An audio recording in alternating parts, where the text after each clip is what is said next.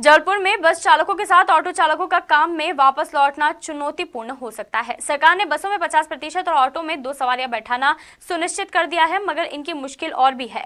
प्रशासन के साथ बस और ऑटो चालकों की बैठक में एक एक कर सारी समस्याएं रखी गई हैं।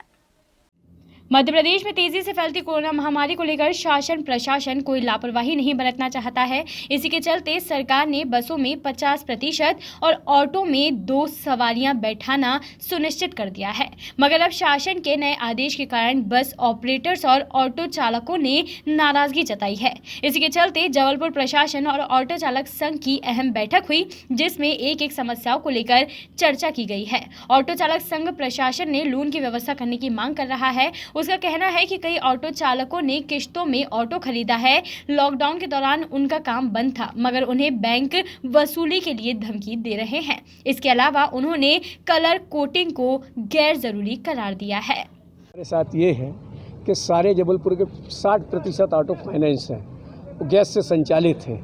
गैस से संचालित होने के बाद 3 महीने हो गए, हम लोगों की दयनीय स्थिति है बहुत ख़राब। फिर भी हम लोगों ने कड़ी हिम्मत करके प्रशासन से सहयोग मांग के चाह रहे हैं हम कि 2 सीट में हम ऑटो संचालन करें। और जो अभी प्रशासन ने कहा है कि कलर कोटिंग, ये कलर कोटिंग का निर्णय केवल सड़क सुरक्षा समिति का है, माननीय हाई कोर्ट का निर्णय नहीं है। ये इसके हिसाब से कलर कोटिंग उनने की है, ये गलत है। और जब तक अभी तक शासन कंट्रोल नहीं करता, तब तक हम लोगों को जैसे संचालन हो रहे थे ऑटो बगैर कलर कोटिंग के चलने दिए जाएँ। दूसरी समस्या, बैंक के सारे ऑटो फाइनेंस हैं, हम लोग किस्त देने में असमर्थ हैं। बैंक वाले हम लोगों को प्रताड़ित ना करें। शासन हमारे ऑटो पे रजिस्ट्रेशन के आधार पे 40,000 रुपये लोन दे तो हम बैंक की किस्त देंगे और उसके बाद ऑटो का संचालन सही करेंगे।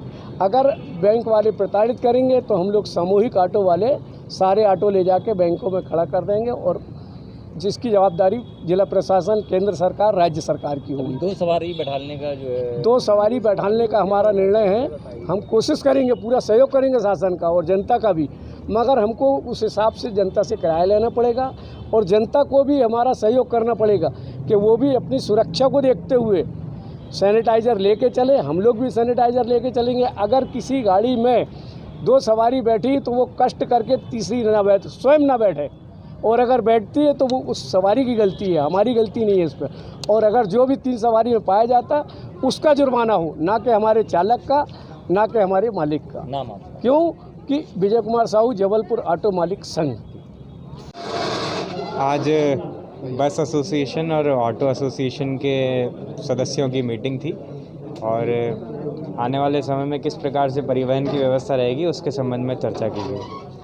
किस प्रकार के निर्देश शासन के द्वारा? शासन के और कलेक्टर साहब का जो आदेश हुआ है उसके हिसाब से बसेस के लिए निर्देश हैं कि 50% की क्षमता पे चलाएंगे और ऑटोज़ के लिए निर्देश हैं कि वो 2 सवारियों को पीछे बैठ करके चलाएंगे। तो उसी के संबंध में मिल बैठ करके सबको बताया भी गया और सभी ने इस बात को माना है कि इस प्रकार से वो कार्रवाई करेंगे।